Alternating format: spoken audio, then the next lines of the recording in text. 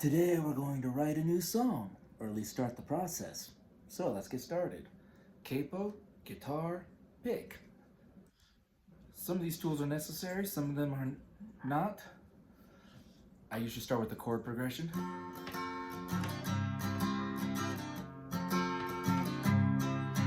So I got something like that, but there's also some things I like to do, like the G chord to the A chord. I enjoy that.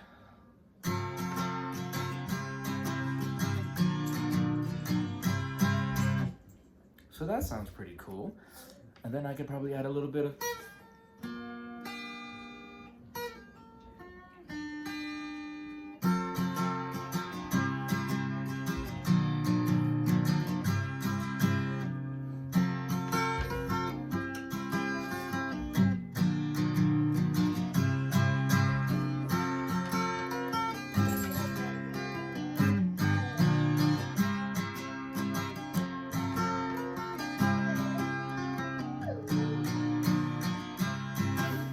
Okay, so sounds like there's a little bit too much going on there. It's good to keep it simple. So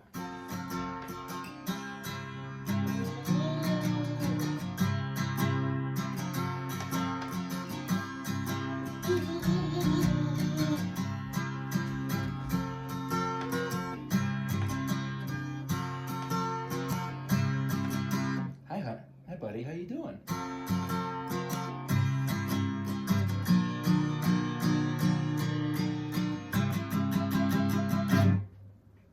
All right, give me a sec. I don't want my son to be on YouTube.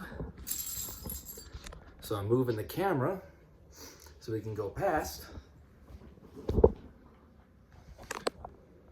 And I'm going to adjust the camera, including myself over here.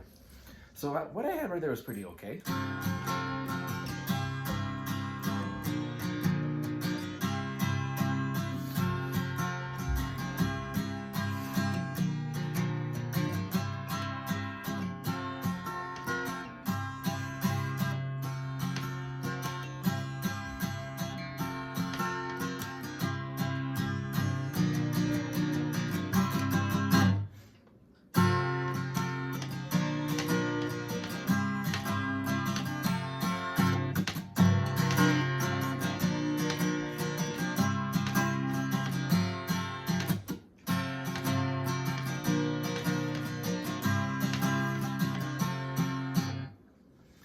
So that's keeping it simple, but maybe we can add a little bit of extra stuff just to keep things interesting. So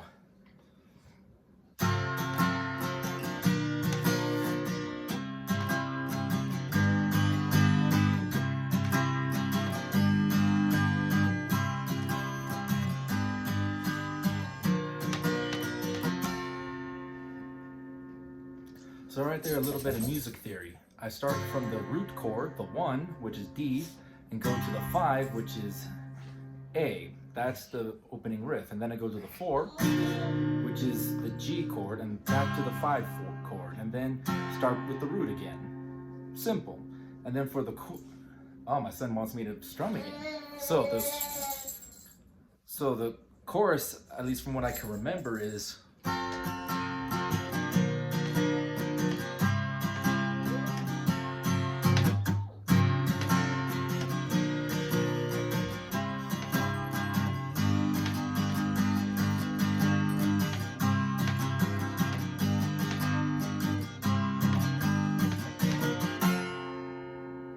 now a little bit of, to continue with the theory, I do A, which can be a root, and then E, which is the 5th off of the A, then jump down to the G, and go to its 5th, which is the D, back to the main root chord. Now that could work, but at the same time it doesn't give it that cool sound, because there's this other song I wrote called Father's Day, which actually does this pretty well.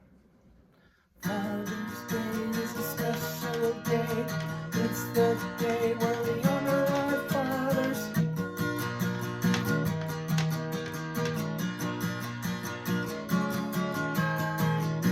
So that right there is cool, because we started off with the the E, then we go to the A, then back to the E, and then to the G and the D. Now the G and the D give the, or the,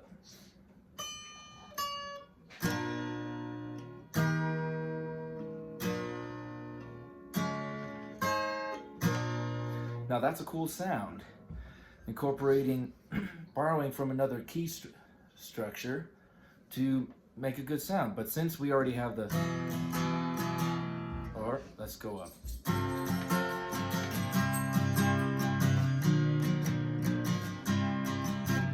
Now I have an idea. Going off of this G, what if we go to a, ooh, that could sound pretty cool.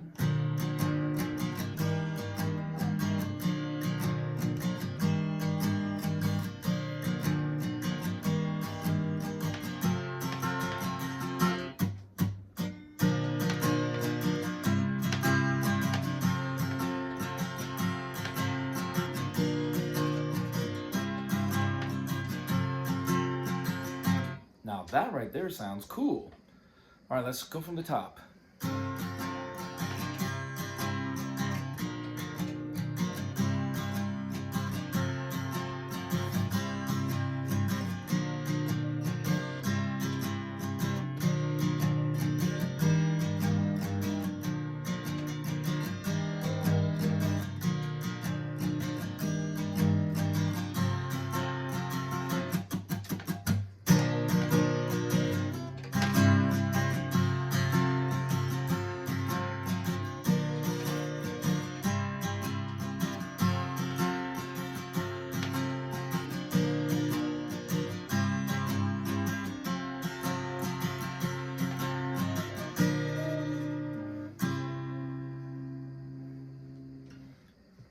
I think that sounds pretty cool. So we have that little G to the C. Now granted, because the capo's right here, it moves the notes up a little bit. So this is actually a B and a C.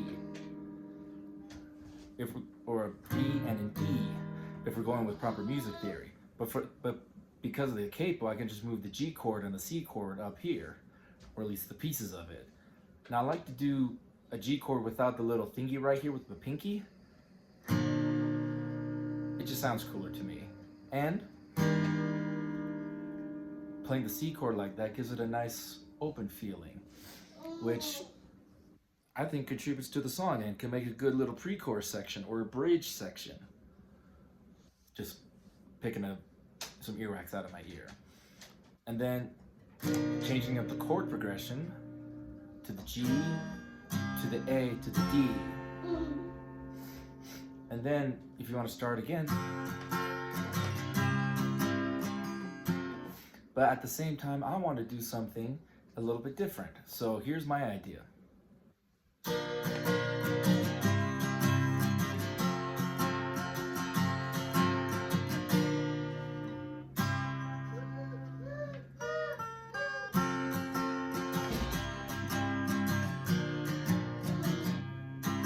See what I just did right there? I did the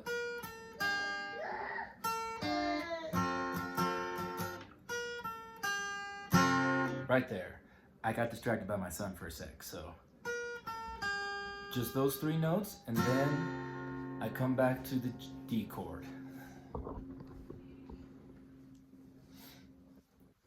Hey son, you want me to play the full song so far? Here's the full song so far.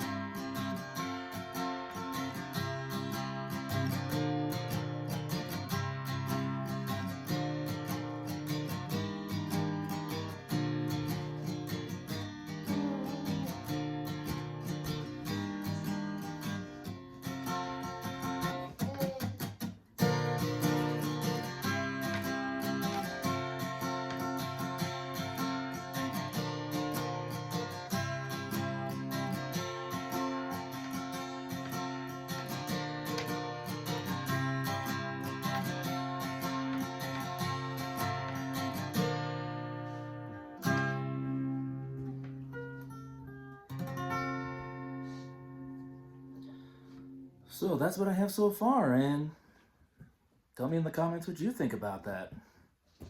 Thank you for your time. Have a good day.